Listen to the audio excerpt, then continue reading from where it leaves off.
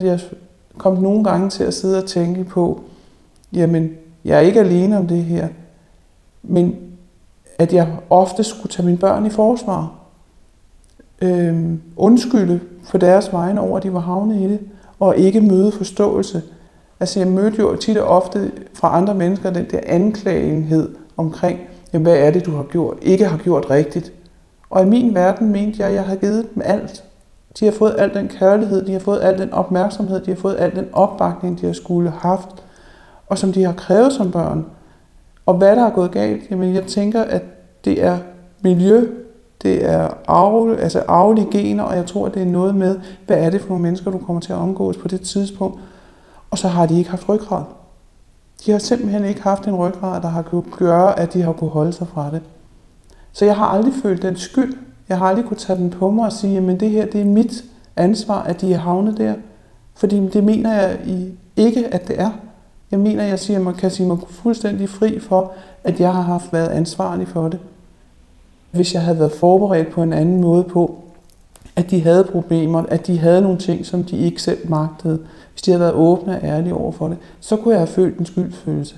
Men når man får det snigende ind under gulvtæppet sådan på den måde, så er jeg som menneske oplært til, at så er det ikke min skyld længere. Jeg har opdraget mine børn til at være ærlige og åbne, og hvis de vælger ikke at være det, så kan jeg ikke bære en skyld. Så jeg har nok taget det på det plan, det har været, og sagt, I er i det nu, hvordan kommer vi videre? Hvad kan jeg hjælpe jer med for at få jer ud af det? Men jeg kan ikke forhindre jer, I er havnet i det. Altså, i det øjeblik, du sidder med en skyldfølelse, så er det rigtig, rigtig svært at være der for sine børn, fordi så bebrejder du dig selv. Men hvis man som forælder ligesom går ind og siger til sig selv, at jeg kunne ikke have gjort noget anderledes, og i de situationer, hvor man er to, lær at støtte op omkring hinanden, lær at sige til hinanden, at det her, det handler ikke om os, det handler om den situation, det unge menneske er i. For så tror jeg faktisk på, at så kan det løse rigtig meget for mange mennesker, hvis man er sammen om det, frem for at man går hver sin. Og man oplever faktisk, at rigtig, rigtig mange forældre går fra hinanden i de sorgsituationer, der er.